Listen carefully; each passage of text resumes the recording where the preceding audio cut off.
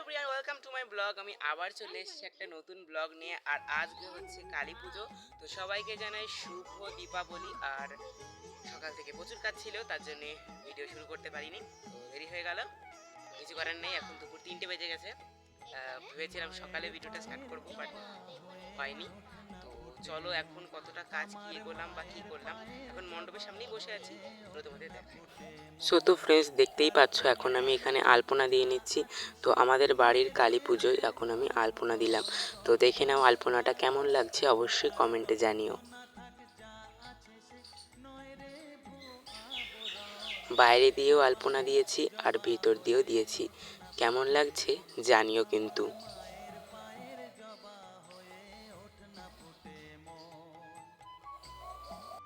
ঠাকুরের সিংহাসনটা দিয়েছি কি সুন্দর না, বলো কীরকম লাগছে জানিও কিন্তু। আর এই হচ্ছে আমাদের পুরো মণ্ডপ।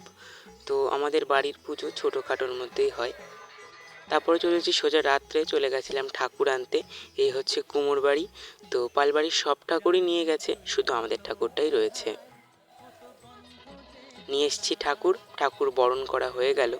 আর এখন ঠাকুরকে মন্দিরেও বসিয়ে দিয়েছি, কেমন লাগছে জানিও কিন্তু।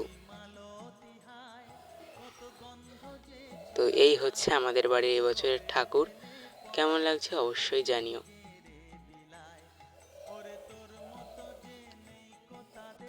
এই বছর আমাদের বাড়িতে বেশ বড়ই ঠাকুর এনেছি এবছর, এরকম বড় ঠাকুর আনা হয় না আমাদের বাড়িতে। আর রাত্রে এই যে রেডি হয়ে গেছে, এখন পুজো দিতে যাব।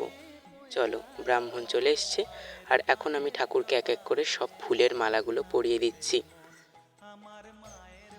এটা নীলকণ্ঠ ফুলের মালা, 108টা বেলপাতার মালা, 108টা জবা ফুলের মালা ও ফুলের মালা পরিয়ে দিলাম। আর পুজো শুরু হয়ে গেল এখন। তারপর আর ব্লগ করার সময় পাইনি, সোজা চলে গেলাম কালকে। তো কালকে রাত্রে গেছিলাম আমরা নৈহাটিতে বড়মার কাছে।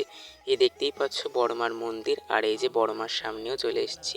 না, এটা হচ্ছে বড়মার যেই লাইনে হয় সেই রাস্তায় অনেক কটা ঠাকুরের মধ্যে এটা একটা। তো এই হচ্ছে বড়মা, দেখে নাও তোমরা।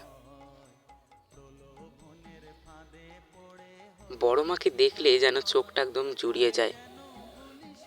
আর এই হচ্ছে বড়মার যে প্যান্ডেল, প্যান্ডেল তো কোনো আকর্ষণ থাকে না, থাকে মূর্তির দিকেই। তারপরে চলে গেছিলাম আরেকটা প্যান্ডেলে। এই প্যান্ডেলের ওপরটা বেশ সুন্দর হয়েছে, মনে হলো তোমাদের সাথেও দেখাই।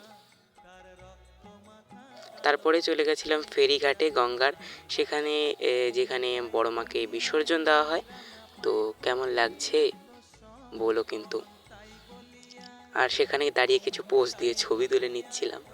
আর এটা একটা প্যান্ডেলে, আমাকে কেমন লাগছে সেটাও জানাতে পারো চাইলে। আর এটা হচ্ছে বড় মা, জয় বড় মা লিখতে কিন্তু কেউ ভুলো না কমেন্টে।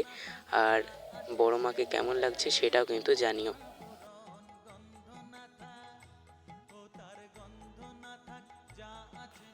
নৈহাটিতে সারা রাত প্যান্ডেল দেখেছি, আর ভোর 6টার দিকে 7টার দিকে বাড়িতে গেছি। আর এটা বড়মার মন্দিরের সামনে। তারপরে সোজা চলে গেলাম পরের দিন ছিল আমাদের এখানে বিসর্জন। তো সবাই নাচছিল, আর এদিকে মায়ের বরণও কমপ্লিট হয়ে গেছে।